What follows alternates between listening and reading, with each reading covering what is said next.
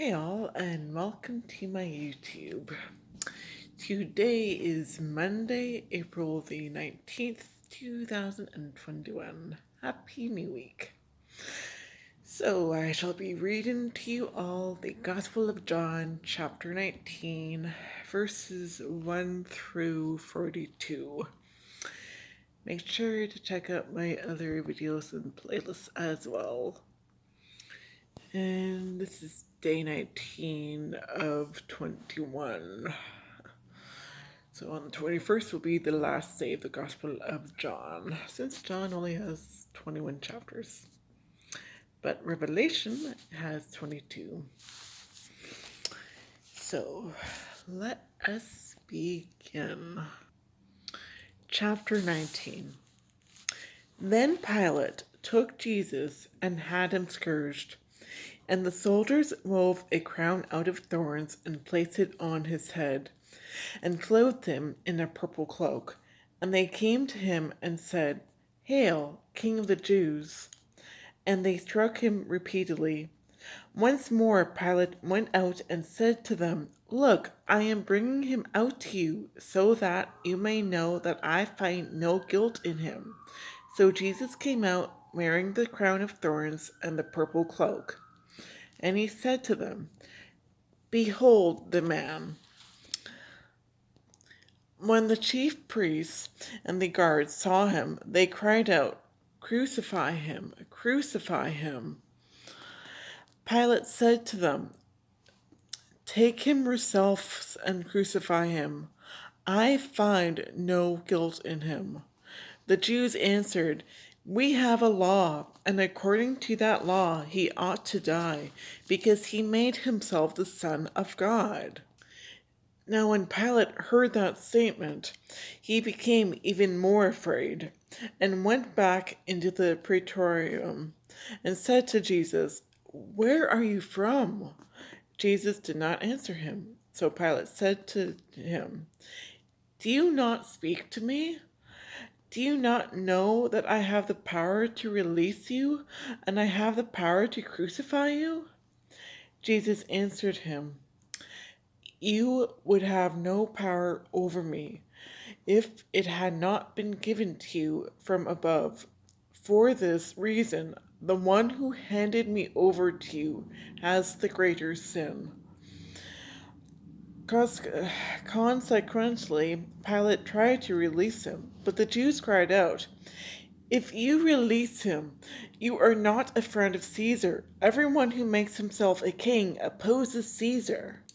When Pilate heard these words, he brought Jesus out and seated him on the judge's bench in the place called Stone Pavement, in Hebrew, Gabbatha.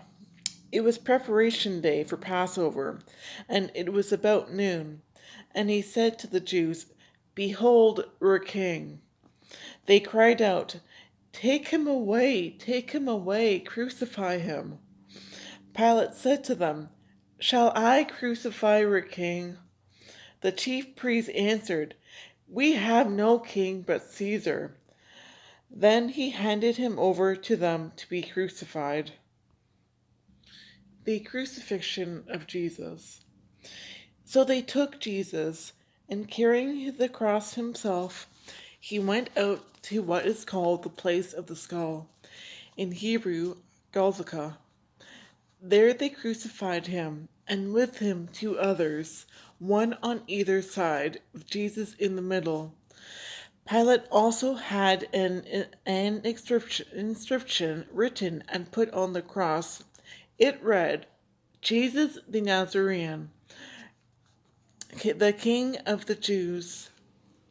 Now many of the Jews read this inscription because the place where Jesus was crucified was near the city, and it was written in Hebrew, Latin, and Greek.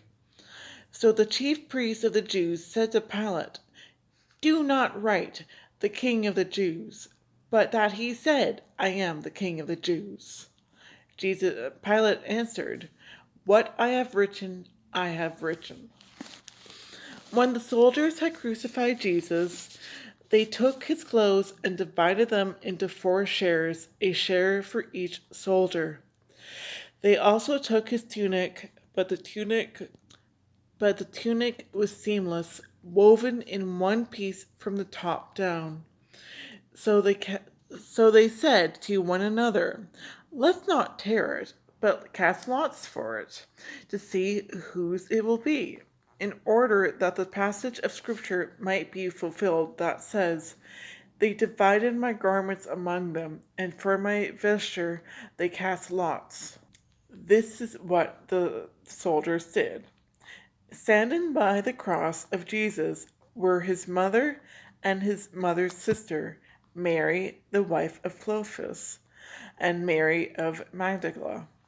When Jesus saw his mother and the disciple there whom he loved, he said to his mother, "Woman, behold your son." Then he said to the disciple, "Behold your mother." And from that hour the disciple took her into his home. After this, aware that everything was now finished, in order that the scripture might be fulfilled, Jesus said, "I thirst." There was a vessel filled with common wine. So they put a sponge soaked in wine on a sprig of hyssop and put it up to his mouth. When Jesus had taken the wine, he said, "It is finished." And bowing his head, he handed over the spirit.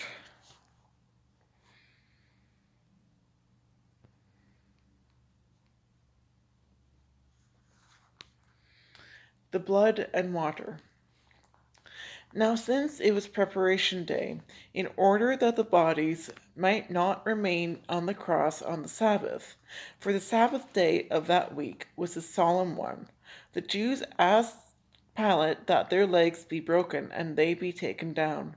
So the soldiers came and broke the legs of the first and then the other one who was crucified with Jesus. But when they came to Jesus and saw that he was already dead, they did not break his legs.